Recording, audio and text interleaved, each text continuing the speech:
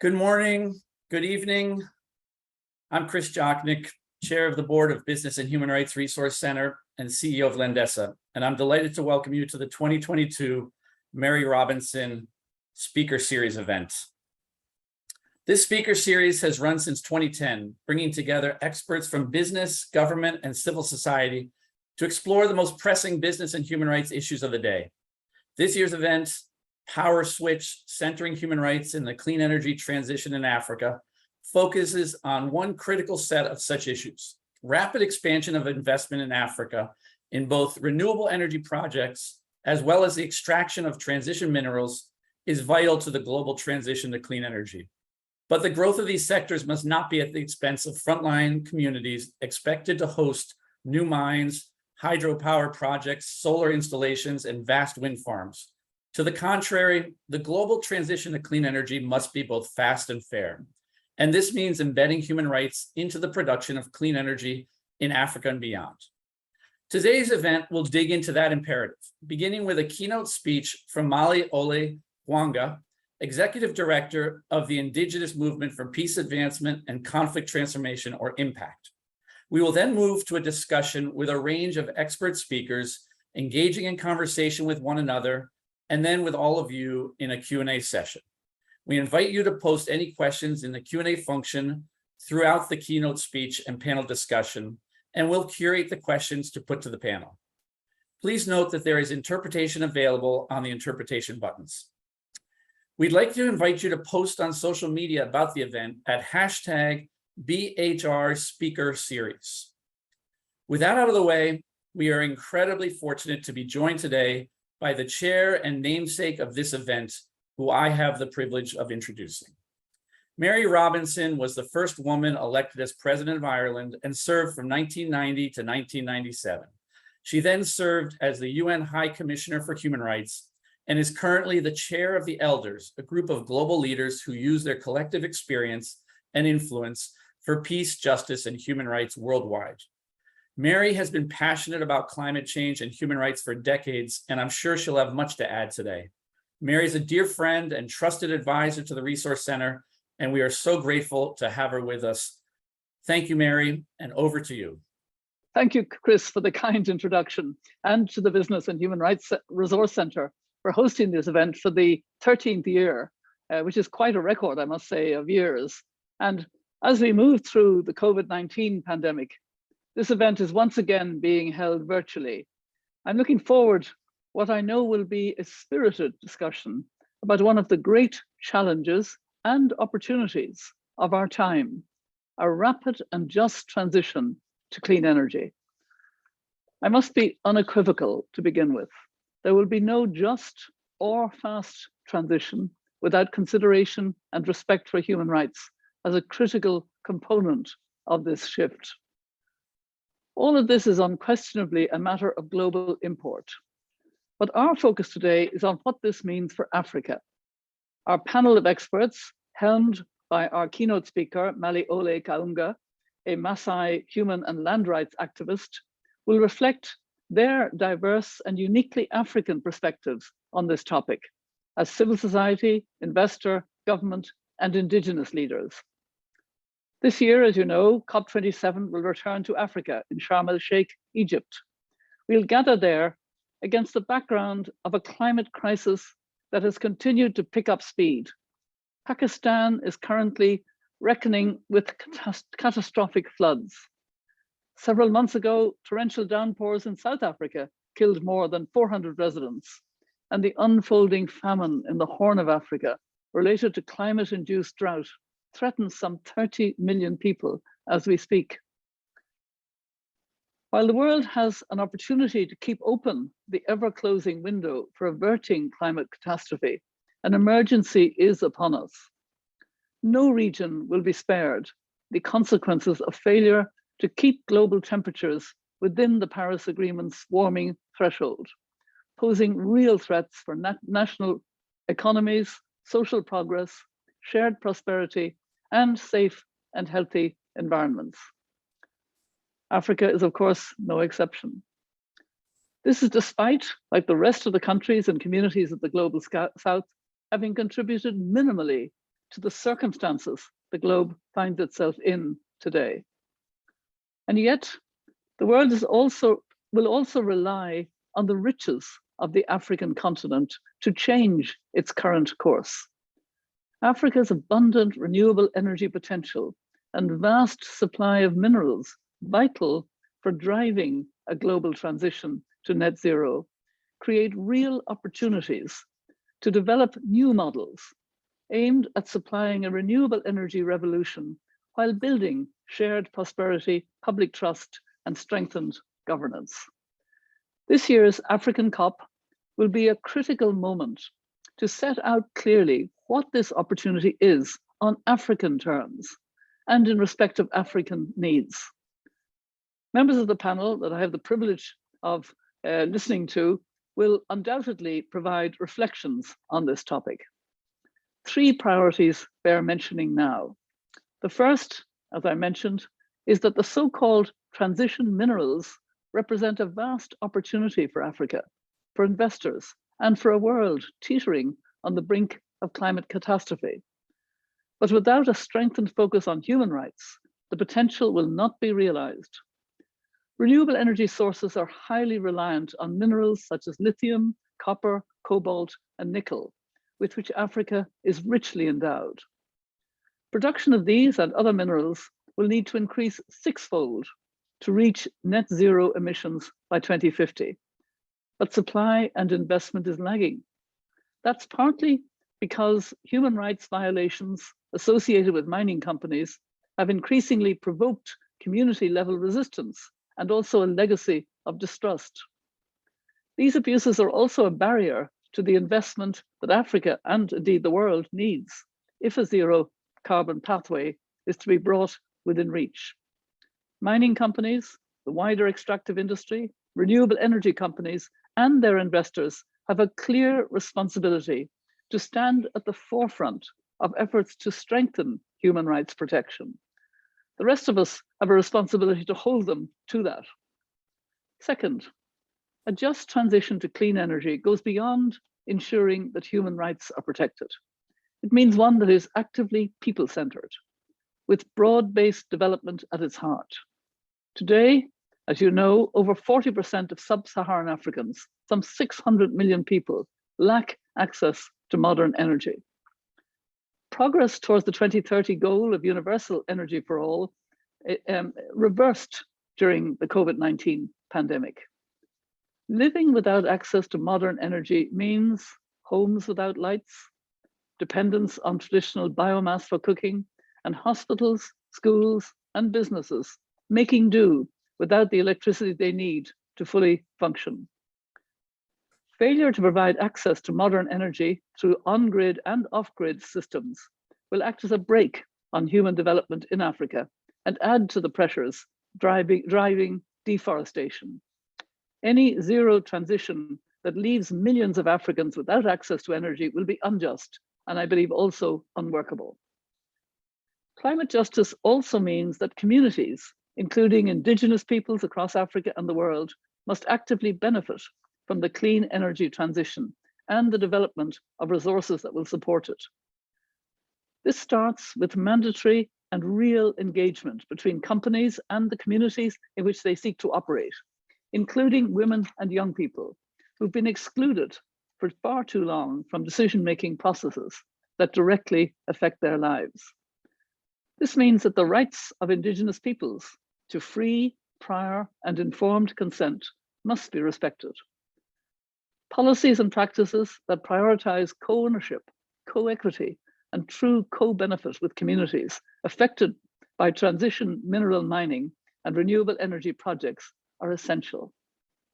Finally, it goes without saying that unlocking Africa's renewable potential in a human rights-centered way will take support from the world, and particularly from the heavy polluters of the global north. Annual climate financing flows into Africa are running at around $30 billion US a year, far short of the levels required to deliver universal access to energy and a renewable transition.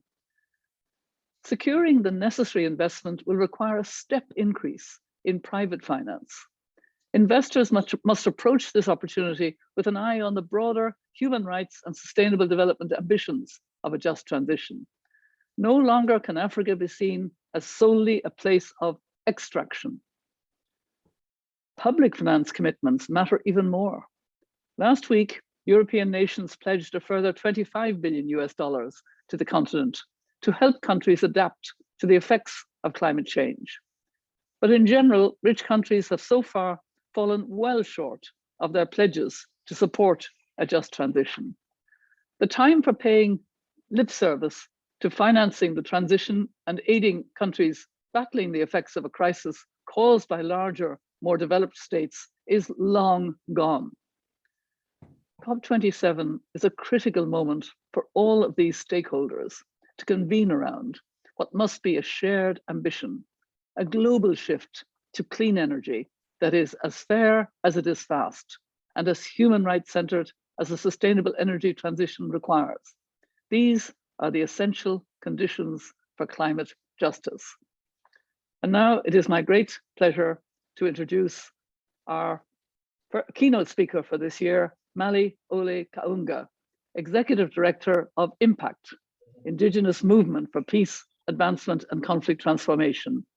Ole, as I think he likes to be called, is a Laikipia Maasai and pioneered strategic litigation for Indigenous peoples in a case against the British government for using Maasai and Samburu lands for military training. He's been involved in lobbying for and advancing the interests of Indigenous peoples affected by the Lake Turkana wind power project and the Isiolo Mega Dam at national and international levels. We're delighted to have him with us today to share his experience of the growing renewable energy sector as it expands across the continent, and particularly how it relates to community consent and Indigenous people's right to self-determination. So over to you, Ole. Looking forward very much to your speech. Thank you very much, everyone, and thank you very much for your kind introduction. I speak from as an activist who have keenly followed the whole how clean energy is being framed, but also being implemented and being actually made accessible to different sectors of African continent. It goes without mention that Africa is at crossroads. It has a great proportion of the poor. So governments are very keen to advance. They are very keen to use clean energy to really reduce the poverty gaps within their own citizenships. And for that matter, clean energy, renewable energy is one of the opportunities they got to use to gain, to grow their GDPs. So that's one challenge they've got. The other challenge is African government do not really have the muscle to really do that by themselves. The technology, I mean, the information, I mean, and the resources to really develop that. So they have to get it from elsewhere. In most cases, it's becoming Europe and other West and also China. A government like Kenya is trying to really develop renewable energy, and it states in its strategic national strategy that 2022 is a year that they want to see universal access to clean energy. Here we are, and my community still, wherever I have, don't have that access to that energy. So there must be a problem. And the other question to ask is actually, how clean and just is a renewable energy or clean energy? I've looked across Africa, and the face of a just transition is very gloomy. Although in the GDP it could be very good. I've seen the voice. What I hear is displacement, the voice of displacement. The people whose lands are being taken away for these good initiatives.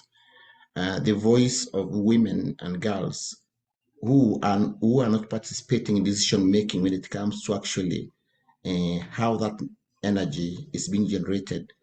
Is talking about communities who are being fragmented by common resources being taken for a single use, for instance, in this case, like Turkana wind power. So these are the challenges we see, and also looking into the whole question about hydropower generation. I see communities going without water or being regulated as per the needs of the water sector. But also the other question will be a just and clean energy. For who is this energy being generated for? And what are we gaining from that energy?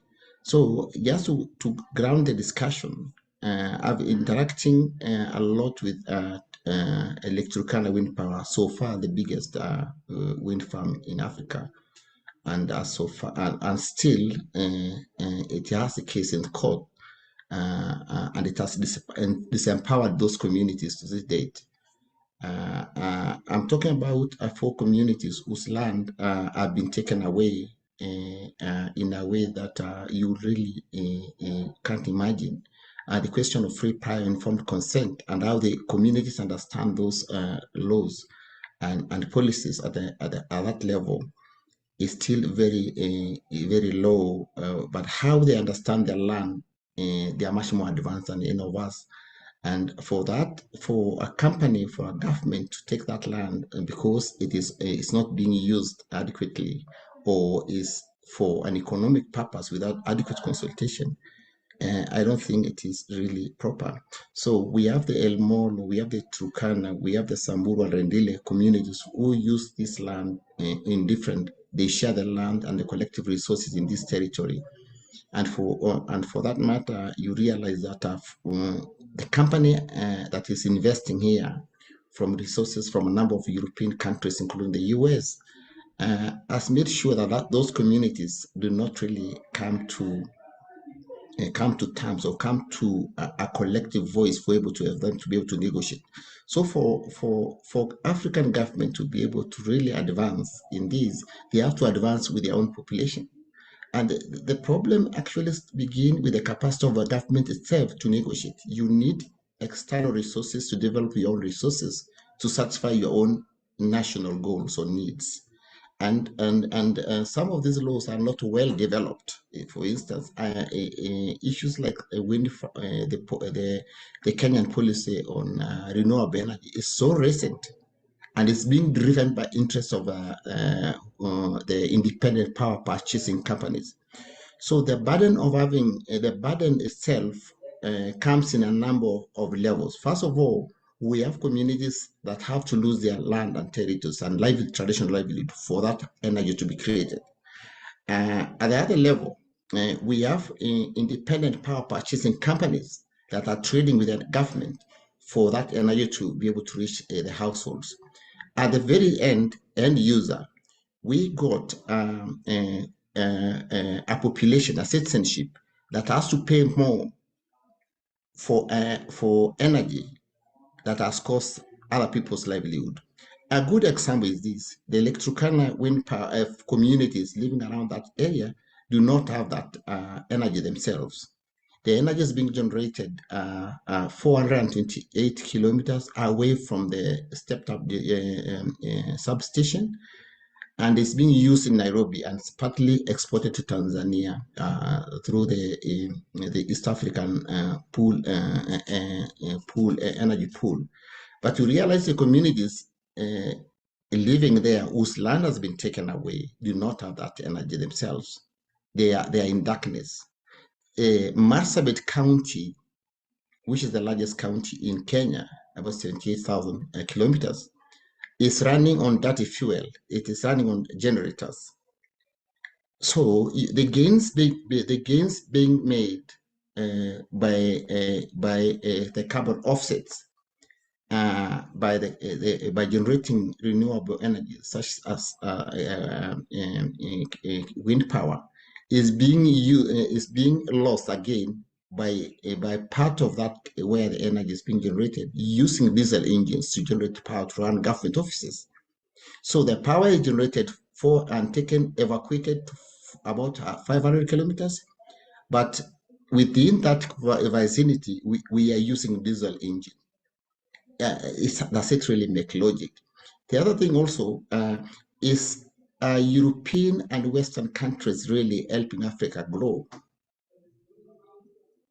That's the question right now, because a good example is the companies, the investment being put on generating clean energy is so high, and you predetermine the price, a certain number of dollars per kilowatt, even before. It's based on what they call it, build, operate, transfer, or take it or leave it. So if it's a 0.85 cents dollars per kilowatt, whether you use that energy or you don't use it, you still pay for it. It's like you've come to a hotel, you order for a bottle of Coke, you open it and you say, oh no, I can't take it. You still have to pay it. And Kenya, for a good example is this: before Lake Turkana wind power was completed, the whole infrastructure was built, and but the power line, transmission lines was not built complete. So, but the Kenya government had to pay the same amount of money even without using that electricity. So it had to pay about 5.3 billion Kenya shillings for power that it didn't use. And that was taxpayers' money. So it was being paid by the Kenyan, even those who have access to that power or not. The other question is about the whole question about full disclosure to citizens or even to those communities affected by this. A good example is there's a link of the Turkana wind power with the whole question about carbon offset, carbon credit. It says it will do an offtake of about 750,000 metric tons of carbon a year. But these are information that the communities have never been really communicated. And you realize also that the same company creates a foundation that receives some of this carbon credits on behalf of the community. And Mary Robinson has said something very strong, and what it should happen. Government needs to consider, companies need to consider, investors need to consider how they can go into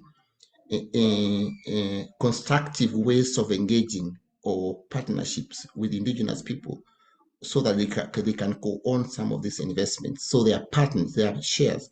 Instead of treating communities, landowners, and also people who have grown this land as stakeholders, as we like to call them, they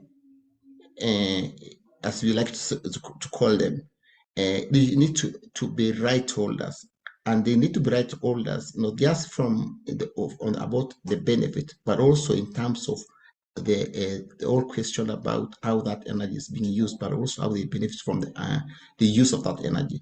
And to close it down, one elder asked me, how do you identify this land is yours? He told me two things. He tells me my parents were buried on this land, and my own placenta was buried on this land. That is my title deed. What else do you need? Thank you very much, and I look forward for more in-depth discussion.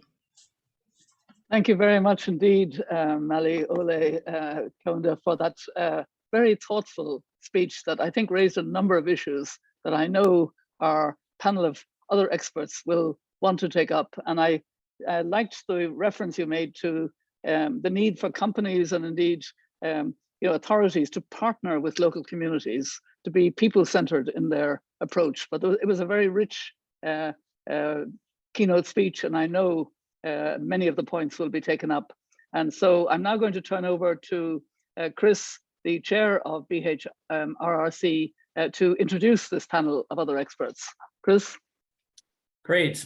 Thank you, Mary. And thank you, Ole. That was wonderful. So we are fortunate to be joined by a panel of other experts today, and we'll turn to them now. First, we have Ikal Angelei, a Kenyan environmentalist and founder of the organization Friends of Lake Turkana, which succeeded in ensuring that the lake was added to the list of World Heritage Sites in Danger by UNESCO in June 2018. She's the coordinator of the Right Energy Partnership. Then we have Frances Piaggi Algali, the principal assistant to the Vice President of Sierra Leone, who supervises the Sierra Leone Extractive Transparency Initiative Unit. She was previously the Executive Secretary of the Human Rights Commission of Sierra Leone, which is the National Human Rights Institution, from 2010 to 2015. And then we have Hubert Danso, the CEO and chairman of the Africa Investor Group, a Pan-African infrastructure investment holding company, as well as chair of the African Sovereign Wealth and Pension Fund Leaders Forum and of the African Union Development Agency's Heads of State Continental Business Network. Finally, we have our own Joseph Kivugu, the regional manager for Africa at the Business and Human Rights Resource Center, where he leads the Resource Center's work on issues relating to global supply chains, tech and rights, and natural resource extraction. At the end of the panel, Business and Human Rights Resource Center board member Heather Grady will also join us to facilitate the Q&A session with our audience. Heather is a vice president of Rockefeller Philanthropy Advisors and leads the practice area of environment and climate change. She also leads the Shifting Systems Initiative, encouraging systems approaches in philanthropy, and she is an adjunct professor at the China Global Philanthropy Institute. Okay then, so I'm going to start with a question for Ikal. Ikal, as you've just heard from our two prior speakers, you yourself have also been involved in projects affecting local communities in which consent has not been obtained and in which local knowledge has not been respected. We know this creates conflict and can stall the energy transition, and we know it can create risks and losses for investors. But there's ample opportunity for this approach to change and for Indigenous-led solutions to be a core part of clean energy production. So Ikal, what opportunities do you see within this space for ensuring respect for Indigenous and local people's rights and for advancing benefit sharing and other equity models? Thanks. Thank you, Chris, and thank you to the Business and Human Rights Resource Center for this conversation. I think it is timely. It is actually a little late, in my opinion. So just to answer the question, one, I think it's, as Ole said, the local communities are the owners of the land. So recognizing that they're not stakeholders, but they're actually the holders of the land.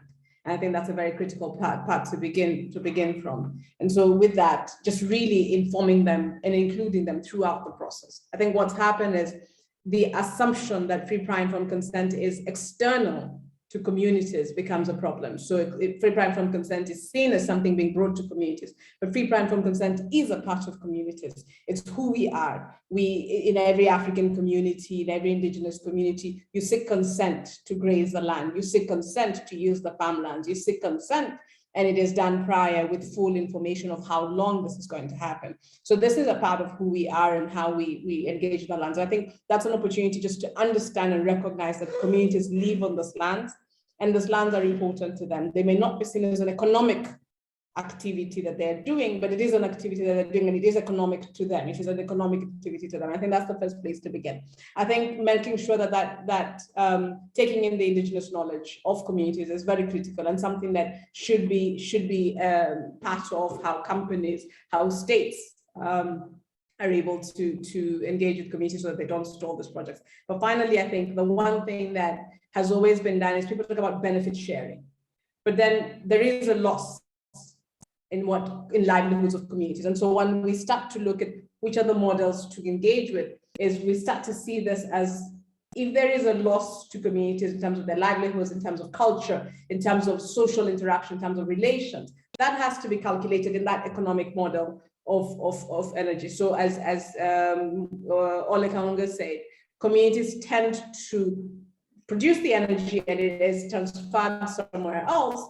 So it is important for us to take that into account and say, how do we first make sure that it is produced for the very community that this wind power, like many of the other projects, it tends to happen that the generation is visible in the DRC, where energy is generated at a particular place. and then transported to something. So it's right to have that. And then we measure the loss and benefit. Then we make sure that there is a sense of ownership.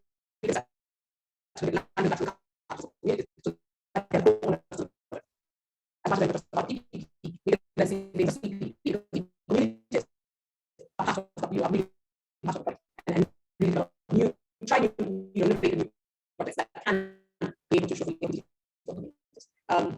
Yeah, but, I say that I'd like to reach out to Francis, because Sierra Leone recently passed laws, perhaps now the strongest and most protective globally on land rights and community rights and consent in relation to the business activities, requiring companies to obtain the express consent of local communities before starting operations related to mining, farming, or industrial activities, allowing residents who own land to veto any projects affecting it. Not only that, but also stating that women should have equal land rights. There's often tension between government trying to grow its economy and attract investment, while also protecting the rights of its people. How does such a bold and progressive action come to be? And what do you think are going to be the benefits of this legislation for Sierra Leone and for the model for the continent? Okay, thank you, Ikal, and thanks to the Business and Human Rights Resource Center for inviting me to be part of this discussion. I believe that Sierra Leone was able to build on the challenges and lessons learned as a result of the exploitation of its land through the extractive sector and large-scale agricultural projects to enact laws and policies which we now hope would mitigate human rights violations and abuses that have occurred for decades, both in Sierra Leone and in the continent. Since the 1930s, when diamonds were discovered in eastern Sierra Leone, followed by iron ore in the north, rutile and bauxite in the south, land rights, community rights, and informed consent have been fraught with challenge protests in different areas. Even the Human Rights Commission was obliged to do a public inquiry in one of the extractive sector sites in Bumbuna as a result of serious human violations that occurred. Recently, we have also seen a boom in the quarry sector in Western area, which is largely unregulated. There are also large-scale agricultural projects in the south by the Sokfin Agricultural Company and Natural Habitat Company, which have also been sources of conflict and have resulted in violent confrontations and loss of life. So the new land law is a response to the issues that have been facing Sierra Leone as a result of land acquisition in the extractive industry. In the absence of an international law or treaty on business and human rights, it is left with individual states based on their context to enact laws to address some of these issues, the foundation of which is land acquisition and land rights. And this is what Sierra Leone has done. We have done that using international benchmarks and international human rights laws to which the country is a party to, and also our colonial different land tenure systems, both for the capital, the colony, which Freetown was part of, and the protectorate, which we had the majority of land in. So this is what Sierra Leone has done with the recently enacted land law. It is intended to address issues such as resettlement, compensation, and ownership. However, this new land law has to be harmonized with other laws within the country, like the Mines and Minerals Development Law, which is being proposed and is being enacted, and the Gender Empowerment Law. They should be harmonized so that they speak to one another, so that there are no inconsistencies or clawback provisions. We have found out that sometimes when you enact one law, another law is enacted and then there are inconsistencies in it. The link between business and human rights and development has been recognized by our governments, and progressive law should be enacted to ensure that the mistakes of the past are not continued as we move towards energy transition and the use of clean energy. At the center of any land reform law should be the provision of grievance redress mechanisms and consideration for alternative livelihoods. This should be key in any conversation on land reform and resettlement. The new law has been enacted and has a huge potential to change the narrative and address the current challenges as we face a continent if properly implemented. I'll now turn to Hubert and ask Hubert to join the conversation. Hubert, we know that investment in renewable energy is critical to ensure projects are developed and come online with necessary speed. However, there is a significant gap between the investment needed and what is currently coming into the continent.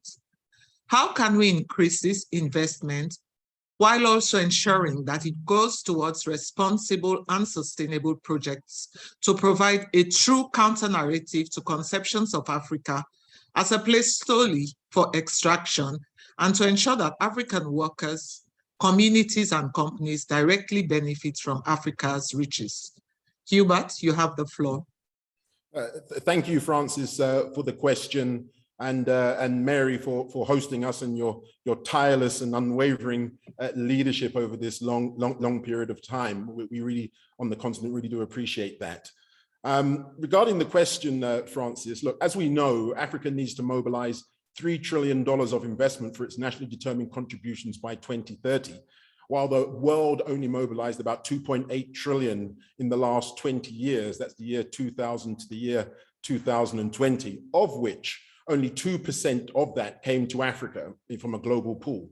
What does that mean? That really means that Africa needs to mobilize more investment in the next 8 years than the world has mobilized in the last 20 years.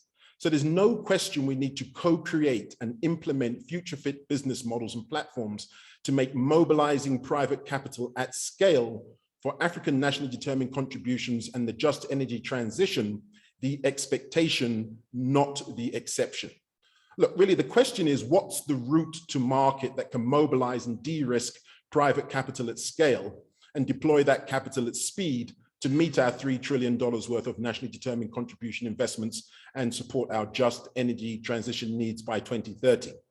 From the domestic African asset owners perspective, we have 3 major initiatives as the African asset owner community, which have the overarching goal to design and deliver greater public-private finance mandate alignment and more catalytic private investment pathways that fast track and scale private capital's participation in the green transition, implemented through institutional investor-public partnerships, such as the African Green Infrastructure Investment Bank. So, first of all, our domestic institutional investment platform, as I mentioned, is the African Green Infrastructure Investment Bank. And this is part of the solution, which is an African Union convened and supported African institutional investor-led global finance initiative to catalyze private capital for Africa's green transition in the run-up to COP27 in Africa and beyond. So this particular platform recognizes Africa's green finance market is suboptimal, fragmented, and lacks platforms to mobilize institutional capital at scale. So the African Green Infrastructure Investment Bank is essentially an investor in and manager of African green infrastructure assets and works to mobilize other private sector capital, crowding in additional finance, not displacing other investors. We primarily look to invest in wind, solar, waste recycling and biomass energy production, agriculture, water and forestry, energy efficiency, grids, electrification of cooking and transport, and green supply chains and digital infrastructure assets. As the largest consortium of African and global institutional investors, we're really committed to being innovative and building and strengthening the African green infrastructure market and not simply serving it. Secondly, in terms of the things that we are actually doing to address your question, Francis, is that, you would have heard at COP26, the International Energy Agency stating that the financial conditions for a rapid deployment of clean energy in Africa and emerging markets and the creation of new regulatory frameworks that will allow the mobilization and deployment of private capital at scale and at speed is one of the defining challenges of our time. With that in mind, at COP26, we announced the Model Law for Institutional Investor-Public Partnerships Initiative, which is a collaboration led by the African Green Infrastructure Investment Bank and the Global Asset Owners Council out of New York, and being driven by the global law firm DLA Piper. So this particular model law aims to solve that particular problem I just stated, and really introduce and enable the use of a newly designed infrastructure investment procurement regulation and framework directly between governments and domestic and global institutional investors for green and net zero infrastructure investment programs and projects, both domestically and across the continent. And that particular model law is something that we're going to be launching at COP27 in Egypt. And third and finally, in terms of the initiatives, democratizing, and this is how we enfranchise, our colleagues and our workers and our communities. Third and finally, democratizing and increasing Africa's access to the $10 trillion per annum and growing global green economy and their value chains for African and made in African finished goods, not the traditional historic discriminatory raw materials export trade practice. But in this respect, we're really focusing on this initiative on mobilizing and working with the global pension funds and sovereign wealth funds on African continental free trade area supportive strategies to work with their portfolio companies to ensure compliance and reporting as part of their ESG commitments to increase Africa's integration and share of their global value chains for value-added goods, as I mentioned before, especially those that leverage the African continental free trade area and Sustainable Development Goal number 10 on inequality, aligned with platforms such as the Task Force on Inequality-Related Financial Disclosures, patronized by global institutional and faith-based investors committed to leveraging Sustainable Development Goal 17 on North-South capital mobilization partnerships, all of which will be central to the just energy transition on the continent. But let me just stop here, as I know, I really just want to get to a question that I have for Joseph, if I may. Joseph, the Resource Center has recently produced a report which examined the risks and opportunities for renewable energy in Africa. What were some of your findings, and what would you put forward as recommendations to companies and investors seeking to expand on the continent? Over to you, Joseph. Thank you, Hubert. Thank you. Yes, a couple of months ago, the Resource Center published a briefing to inform investors and companies about the potential and actual human rights risks in renewable energy deployment. And we surveyed wind, hydropower, and geothermal companies in Kenya. And the reason why we focused on Kenya is that, as you may know, Kenya relies on 70% of the energy sources are renewable energy sources. And as Ole Kaunga said, there is the ambition to take that to 100% in the coming years. So we surveyed the allegations that have been coming from communities, from human rights activists, and top of them, in all the cases that we surveyed, land rights was top. Then there was the question of the negative impact on livelihoods, pastoralists who could no longer graze on their land because that had been taken or they had been forcibly relocated. And also because of historical patterns and where this deployment is done, Indigenous peoples' rights were disproportionately impacted. And then there was the question of human rights defenders. And this is not just at the national level, but also at the local level, where the culture of threats to Indigenous human rights defenders continued. Now, these concerns manifested themselves in different ways. For instance, we had lawsuits, there were community protests, there was petition against the companies to local authorities, and this led to delays and, in some cases, cancellations of these projects. We also, on a positive note, noted some good practices, and this includes one particular case where, after a community protested, the company and the investors agreed that the landowners whose land had been taken for this deployment are entitled to 1.4% of the revenue. There were also cases of engagement, constructive engagement with local communities. But unfortunately, this happened in all the cases we surveyed, this happened after this protest. And this also led to, in some cases, successful resettlement of project affected persons. Now, some of the recommendations that we made have been mentioned by the previous speakers, but I will mention three. The first one is a rigorous human rights and environmental due diligence for companies and investors who are investing in this space. And this should include the past human rights abuses, because there is the tendency, not just in renewable energy space, but also in other businesses, to take up projects that may not have, where land may not have been acquired in a manner that did not compromise livelihoods. The other one is mitigate the harm, any harm that has already occurred, by providing access to remedy, whether it is company grievance mechanism that should be effective, or ensuring that the company or investors do not engage in conduct that compromises this access to remedy.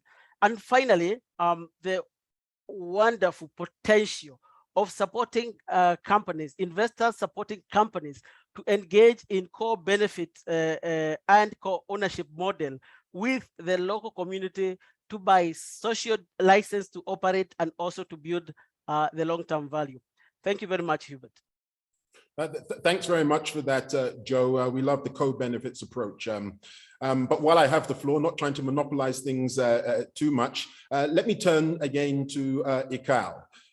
So Ikal, the panel has spoken so far about some of the human rights impacts around project sites, but not touched as much as yet on the other inequalities that our current energy model has not addressed, and at times has even reinforced.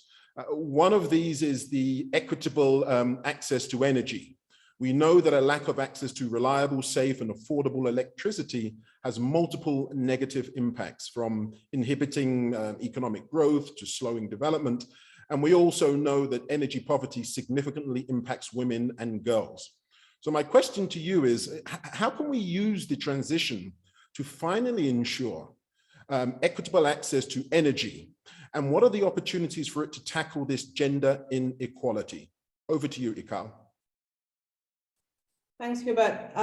Just before I get into the energy directly, just building on something that Joe said, I think usually when the aspects of the livelihood are looked at, we don't realize that the models of sort of energy development are actually men-centric. So the jobs, what the opportunities are men-centric, yet the livelihood aspect, the land aspect and livelihoods is very gender sensitive. So it has opportunities for women and girls. And so it's important to take into account that that loss begins from the actual loss of the land, and when the opportunities are seen to be community opportunities. But when you look at the aspect of the energy inequalities, it's first, the focus has been on energy poverty, and that's one part, but the energy inequity is another, that even when there is a push for energy access, the affordability for women and girls is much deeper than, it's more disproportionate than for men. And so it's thinking around it from various ways. One is looking at the policies. It really is being very gender sensitive around the policy and the gender budgeting aspects. Secondly, it's financing. And financing, I'm looking at it from a space of, let's take, for example, biogas and new innovations that are there. There's actually, when you're looking at the climate financing that Mary mentioned at the beginning and Ole Kaunga mentioned, there has to be a very deliberate effort to finance gender financing, that it actually goes to women and supports really gender sensitive initiatives, so that they're not only recipients of the energy, but they can actually start to produce it. But it's also looking at the ownership. So when you talk about equity, it's not the affordability only, that it's the ownership, that we've got to start to allow for innovations. When you talk about STEM opportunities, we're looking at all this, even indigenous opportunities, that there is a sense of ownership for women. I think it's also appreciating that, as initially indicated, that the minerals that are needed for the value for the development of renewable energy, the value chain,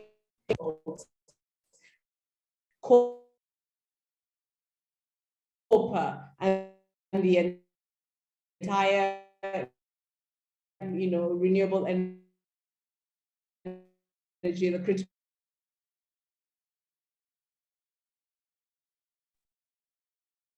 I think we may have lost Ikal. Minerals. Yeah.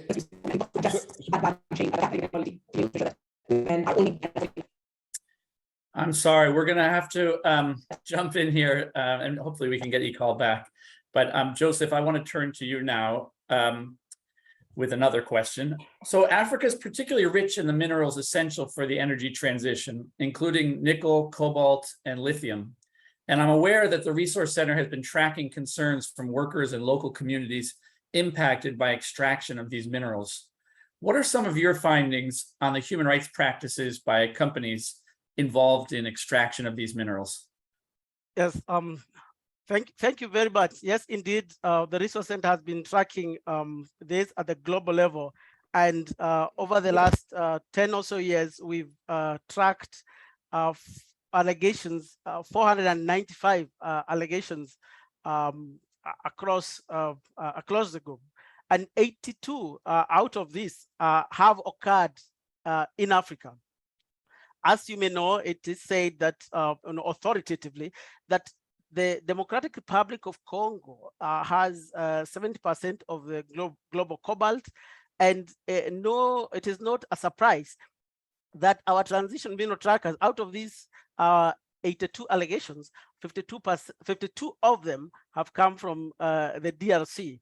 The other similar case is Zambia, which has the second highest supply of copper in Africa. And 22% of these concerns, 22 concerns came from Zambia. That is 22 concerns out of the 82 came from Zambia. Now, what is the nature of the concerns? Top on the list is the impact of extraction of transitional minerals on local communities. And this includes land rights, impact on indigenous peoples, health impact, forcible displacement, and attack on human rights defenders.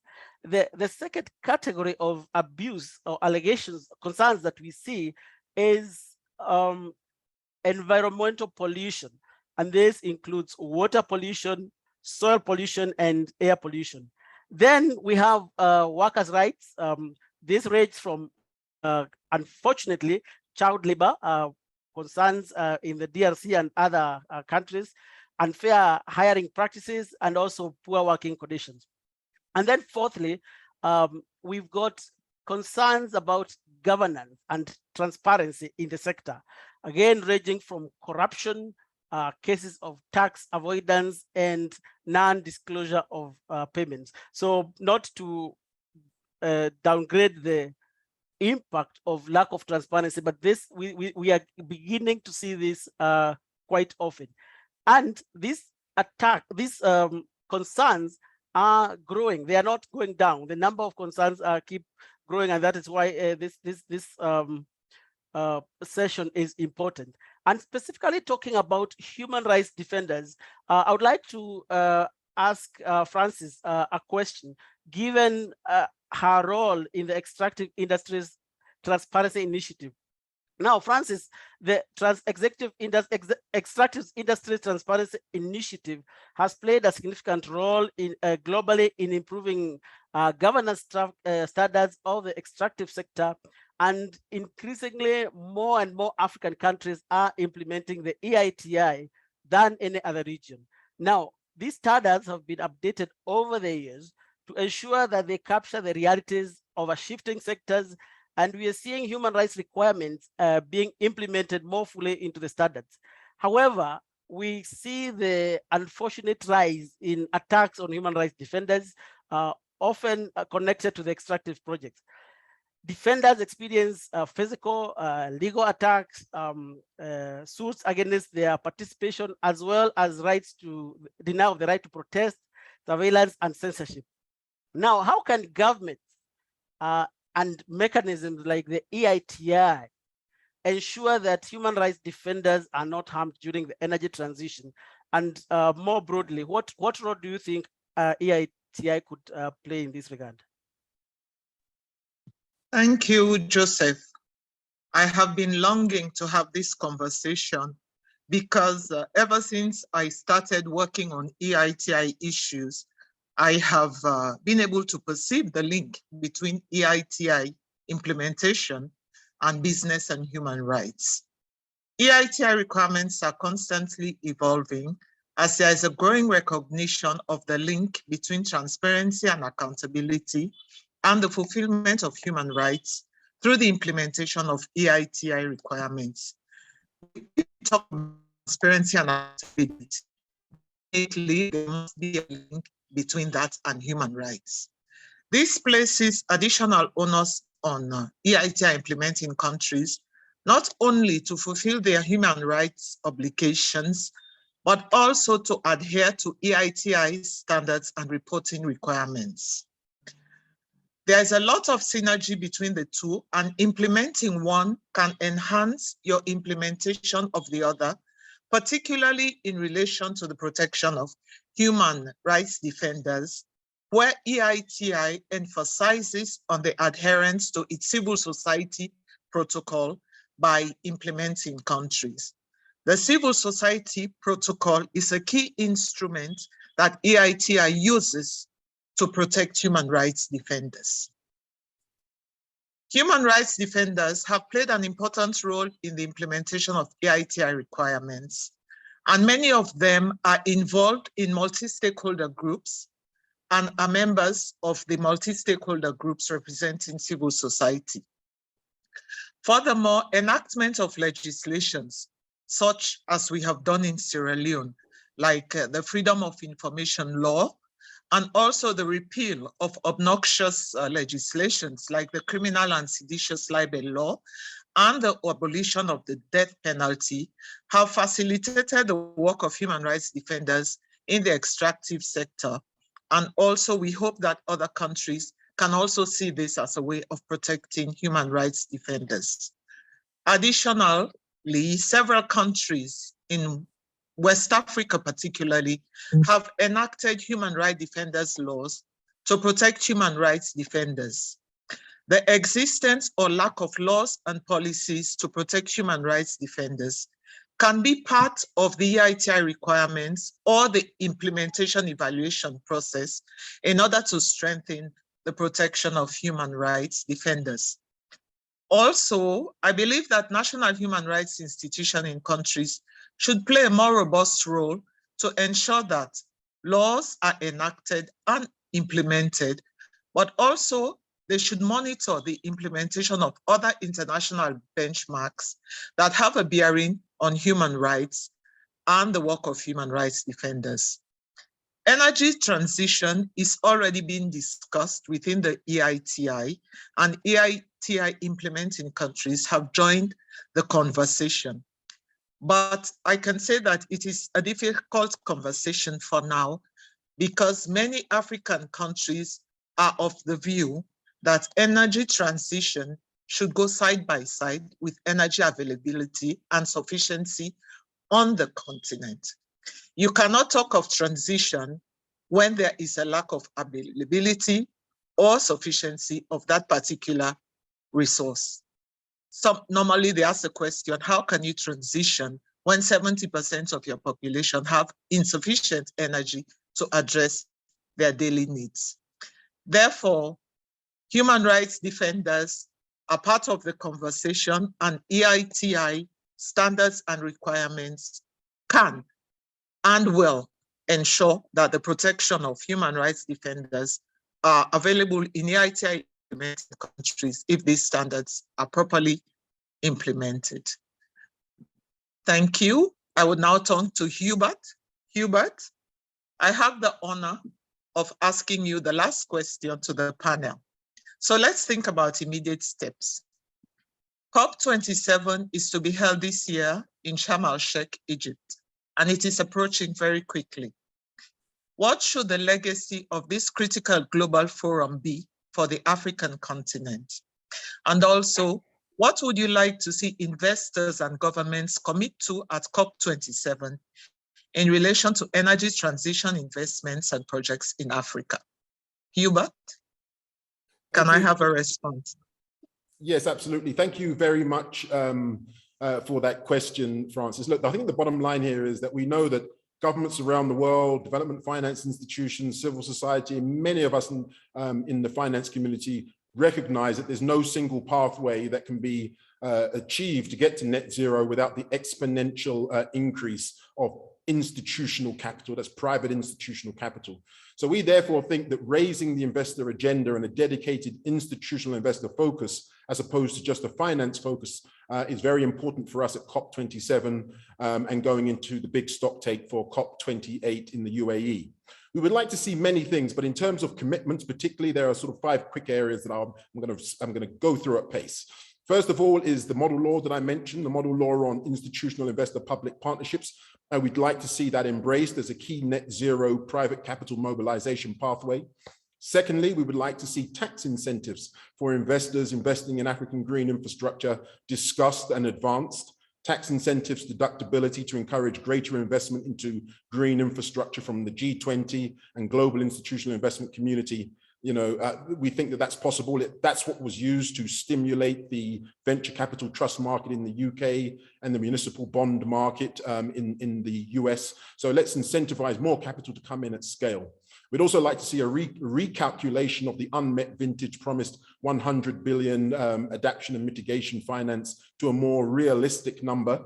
And we'd like the appropriately positioned proportion of that to actually go through the likes of the African Green Infrastructure Investment Bank so that it can catalyze institutional pension and sovereign fund money from Africa. We'd like to see multilateral development banks become more aligned with the nationally determined contributions in terms of their business models through more sophisticated de-risking business models rather than traditional subsistence style loans. And finally, you know, global market access, as I mentioned before. We'd like to be able to see global market access and a consensus around procurement around Africa's access to this 10 trillion and growing annual green global industrial economy for finished goods and green technologies manufactured in Africa under the African Continental Free Trade Area as part of investors' ESG and SDG 10 reporting commitments to address Africa's historic marginalization from the value chains and associated systemic commercial market access inequalities. So in one sentence, and to conclude, you know, as universal asset owners, we need the whole market to do well. That's the message and legacy we'd like to see from COP27. Thank you. Thank you. Hello, everyone. Over to Heather. Yes, I believe this is where I step in. I just want to say hello to everyone today. Good morning, good afternoon, good evening. We don't need people to add more questions into the Q&A because we have a set of wonderful questions there already.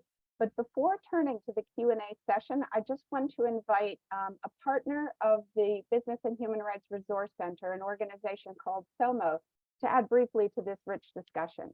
Representing SOMO is Joseph Wild. SOMO is an Amsterdam-based center for research on multinational corporations, and it's known by its Dutch acronym. SOMO is an NGO that investigates the role and impact of multinational advocates and advocates for a fair and sustainable world. And I just want to say before Joseph shares remarks to remind him and all of our panelists to speak more slowly for our interpreters. Joseph, over to you. Yes, thank you so much, Heather, for this this question and the rich discussion that has taken place so far.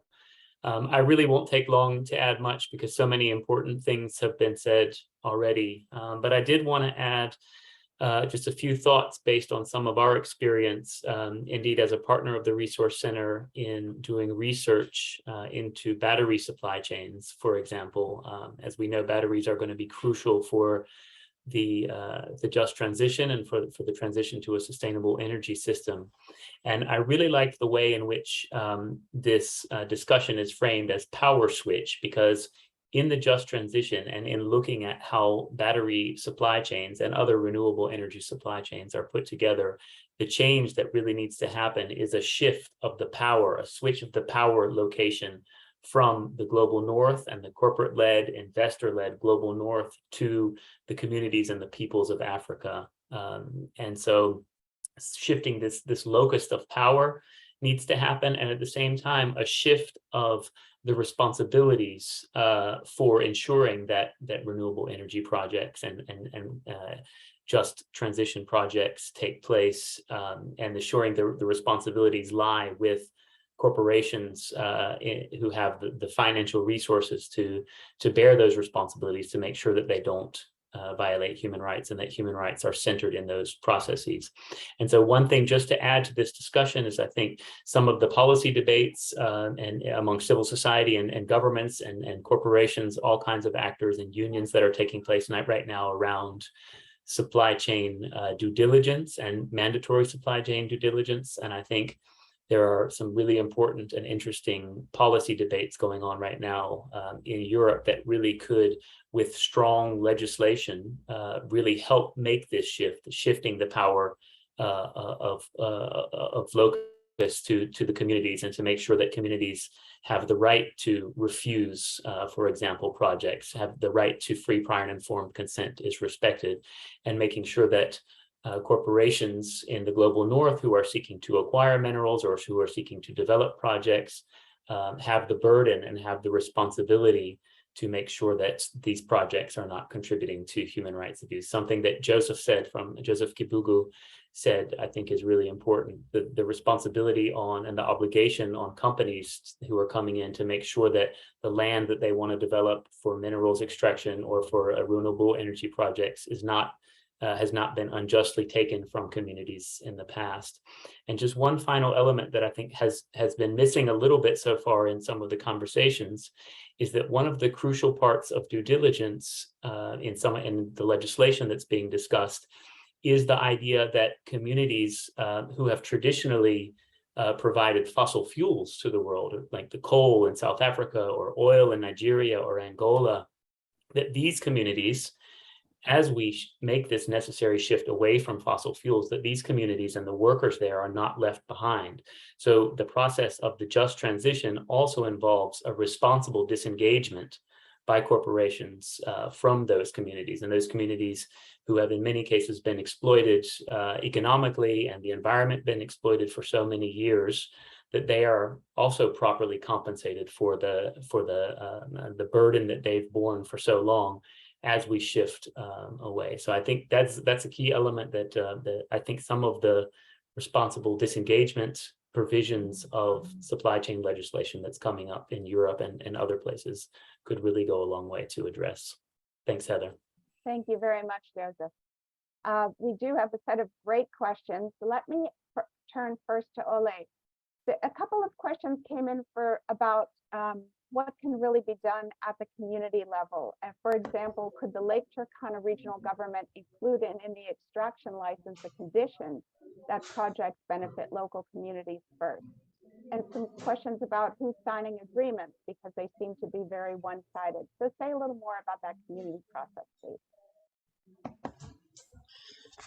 Yeah, thank you very much. The question of Lake Turkana and how the problem can be solved. First of all, I think what we need to know is that the Ministry of Energy manages the contractual processes in Nairobi, and the problem is ideally they normally do give a potential investor some rights to do some feasibility study within 1 year or two to establish whether there is a potential investment as per their needs. And then from there, it can now roll out the whole question about the environmental impact assessments and all the other procedural. But ideally, most of the energy sector is within the national government. But what happens in the case of Lake Turkana, the initial laws on which land was based was that it was under trust land, and these are still colonial laws, which meant that the county council, which was the local government then, was holding land in trust of the people. And but there are so many loopholes in that case, to the extent that the full council meeting will just give away land by holding a full council meeting and just giving away that land. And when the company realized that it was such easy to get that land, they went back and said, "Oh, we now need an extra land." But what can be done right now, because the court really ruled out that the land was acquired improperly. There's now an opportunity to renegotiate that. But the major problem we have is there's a lot of corruption and power imbalance embedded within the just energy transition and other investments in Africa, and that's a key where the problem is. But also the obligation of government, whether at national and local level, to engage, the capacity of local communities to engage, and really, and how the participation is being framed. It's a one-day event as opposed to how realizing and understanding how communities are organized in terms of determining about their common resources and how they can really engage on that. So there's a lot needs to be done in order to really reform the whole the policies and the laws that pertains to the just energy transition. It does not just relate to the energy transition, but there are so many other laws that you need. It's about land, it's about environmental laws, it's about so many other regulatory with regulations within the energy sector, which the communities themselves do not understand. Also, the devolved units of government also do not. But there are a number of opportunities that can be really exploited here in order to be seen. In order to solve some of these issues. But the primary thing is shift the focus of seeing communities as stakeholders and to see them as rights holders and not just beneficiaries, rights holders to the process. Thank you very much.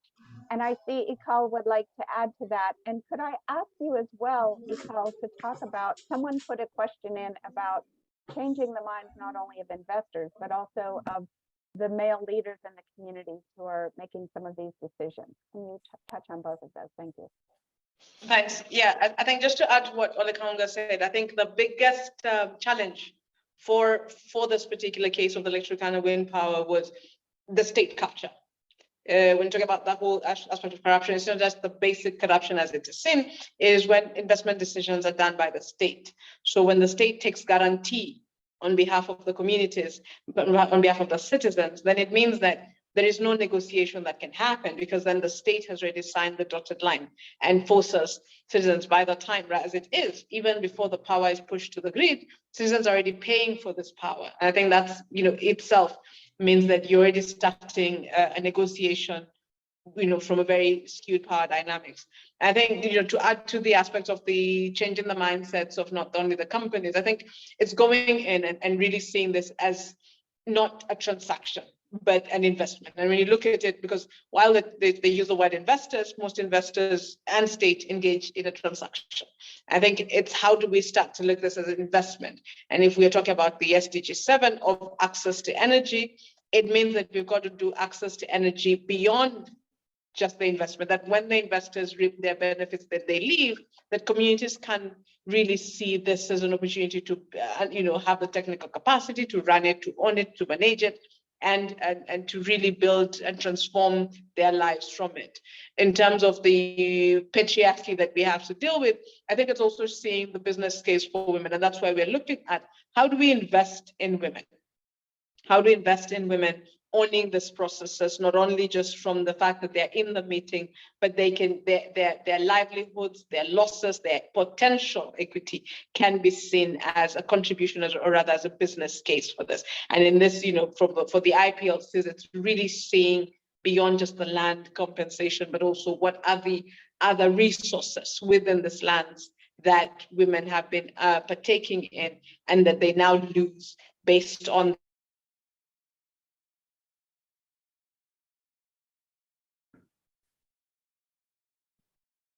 I think we might have lost Ikal.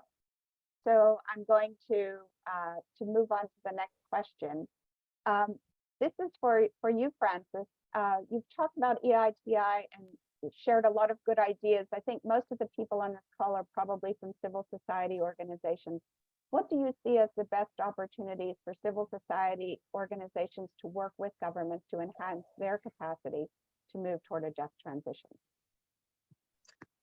Thank you very much for that question. Already, there are different multi-stakeholder platforms in different countries. Sometimes we like to work in silos and we don't see the link between the work that we do and the work that others do. We prefer to work in silos. I believe that civil society, human rights defenders should endeavor to be part of multi-stakeholder platforms that have to do with the extractive sector, transparency and accountability, or set up their own platforms. EITI reports are available in the public domain. You don't have to be a member of the EITI multi-stakeholder group to have access to EITI reports. Civil society organizations can access EITI reports and can plan their activities surrounding EITI reports. So I believe that can be a one way where civil society or human rights defenders can be involved in EITI implementation, as well as the corresponding synergy it has between business and human rights. But also, I think that the way to go is to have multi-stakeholder platforms. One mechanism or one system would not be able to address all of the issues that we have, particularly in the extractive sector. So I believe that establishing multi-stakeholder platforms, multi-stakeholder groups would be one way in which all of us can work together, coordinate our efforts to achieve the objective of transparency, accountability, and human rights in the business sector. Thank you. Thank you so much, Francis. We have time for only one more question. This came in. Someone mentioned they're not hearing much about workers and how these groups have been onboarded to prepare for the outcomes, positive and negative, of these initiatives that are envisioned under the Paris Agreement. I'm not sure who to give this to, maybe Joe from the Resource Center or Hubert, but you have, whoever chooses it, you have 2 minutes to answer. And then I'm going to hand over. Maybe Joe? Yes, thank you very much. Yes, it is true that to some extent, and sadly so, workers have not been put at the center stage, whether you're talking about workers where the deployments have been going on, or workers where the mining is going on. In the recent past, the Resource Center has been in conversations with groups that are supporting workers in copper mines, and also in the case of Botswana, we are in conversation with the Botswana Miners Workers Union to see how we can put their issues at the heart of this conversation, because they have been involved in mining these transition minerals. So yes, they have been at the periphery, but I know a couple of initiatives that seek to include them, and including the Resource Center. We are in conversations about how their voices will be amplified, including at COP27. Thank you so much, Eva. Thank you, Joe. So I'm going to conclude this question and answer session. I want to thank Mary and Mali Ole Kaunga and all of our wonderful panelists. I want to encourage everyone in the audience to continue this conversation on Twitter. And I would like to hand over now to Phil Bloomer, the Executive Director of the Business and Human Rights Resource Center. Phil, over to you.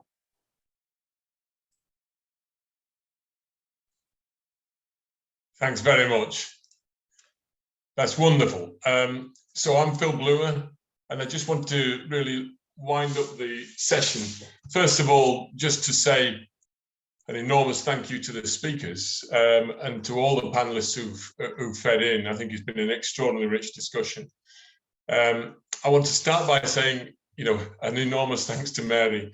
Mary, the reason we're discussing this at all today is because of Mary grabbing me by the collar at the Paris COP in 2015, after I'd revealed what Kibugu had said about what was happening in terms of the rise of the number of allegations of abuse that we receive, and that the fastest riser was in the renewables and transitions minerals sector. And Mary just said, look, we've got to get onto this, otherwise there is going to be an enormous problem. And so we have slowly developed that with our partners and allies around the world, this program that now has the transition mineral tracker, the renewable energy benchmark, all the work of the natural resource team and the regions around the regional teams around the world who are now putting a focus on this. So thanks very much for that, Mary. The second thing I wanted to say really is just a quick summary of what I've heard. I think the first thing is, you know, that key principle that Mary spoke about at the start of climate justice, bringing together now the indivisibility of environment and human rights. We will not be able to solve either of these enormous problems of the climate catastrophe that is opening up before us and the extraordinarily unsustainable inequality of our world unless we deal with these two things together. They are indivisible now and must be dealt with in ways that tackle both of them. I think the next thing I'd say is that the energy transition is now central to tackling this climate challenge as well as the human rights challenge. You know, the single greatest human rights risks that we have on the planet are in fact from the climate change that's already upon us. Now, the only way we're going to get that is, as Mary said, is if the transition is as fair as it is fast. And so this is what has been the discussion today, and I think we've got some really important conclusions coming out of it. Because the only other alternative is to continue to build distrust in the energy and the extractive sector. And that, as we know, leads to dispossession both of land and water, but therefore also protests and suspensions, and therefore enormous costs to the communities, costs to workers, but also extraordinary costs that we're seeing now to both investors and to companies that then put a chilling effect on future investment, the kind of scale of investment that Hubert has spoken about so eloquently. So we've got this enormous challenge to attract vast investment into transition across the world, not just in Africa, but across the world, but especially this focus has been on Africa. And investors need security, companies need security, but also communities need security. And we can either look at this from a point of view of seeking to find, through enlightened self-interest, a common approach to building that shared security and that shared prosperity from this enormous opportunity of the transition, or we can end up in conflict where I believe no interest will be able to win. So the ways forward we've heard are about the power switch that's necessary. First of all, for that power switch, we need the rule of law. Fundamental to human rights is the rule of law. And so the laws such as Francis has spoken about, the new extraordinary exciting land law in Sierra Leone, and also the other laws in West Africa that Francis has spoken about in terms of the defense of human rights defenders, to build their power to be able to speak assertively, straightforwardly in negotiations and representing fairly and democratically communities and interests such as workers that are usually left out of deals. Secondly, we need the kind of laws that Hubert spoke about, the model public and private investment laws that also bring those guarantees. We need the kind of laws that Joseph spoke about in terms of human rights due diligence, environmental and human rights due diligence laws that also bring a new calculus of risk into the boardrooms of many companies and investment houses, where they now have to really internalize both the environmental and social risks that they have traditionally been allowed to externalize from their calculations. So those things are important in terms of that power switch. The other one is the essential distribution of power in negotiations and in the way that and in the implementation of this transition. You know, first of all, as we've heard, it needs to be people-centered. It needs to be indigenous-led. We need stakeholders to be defined as rights holders, as Ole spoke about so eloquently. We need the informed consent that all the speakers spoke about, in terms of both the informed consent that demands transparency about what the deal entails, but also demands the negotiation, a fair negotiation, where the various interests are brought to the table and rights are respected. We need also that human rights defenders and environmental rights defenders are respected and not silenced through violence or intimidation.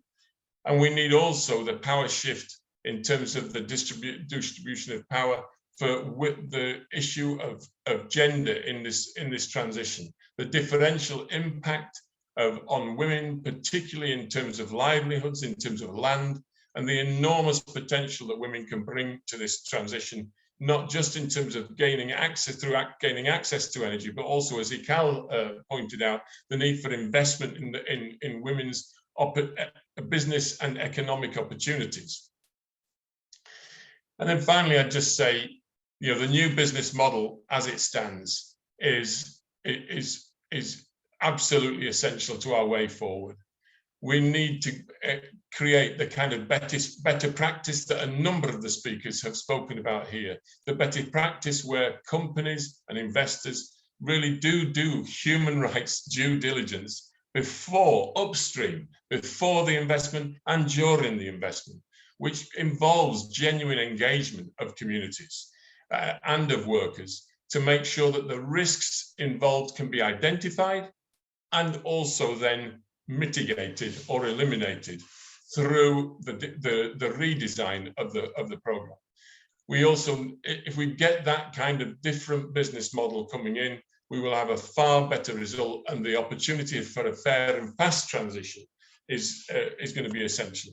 And just to finish on that issue of the new business model, it will take enormous international effort to support what is necessary in Africa, in Latin America, in Asia. And the international obligations, particularly of the richest countries, are going to be essential. And the control of many of the companies that are involved in this fast transition will be done nationally, as we've heard from Francis and Hubert, in Africa itself, and in partnerships with African investment. But it must also be done through the control of those companies and their investments overseas must be done also through the control and proper regulation by the home countries of those companies. And that means the kind of legislation that we're seeing now emerging in Europe and North America. What we need is that multilateral effort, I would argue, on the part of US and Europe and China to also come together to set common rules for the way business must operate through this transition to make sure they are building shared prosperity and shared security, which is the only way forward. Thanks very much.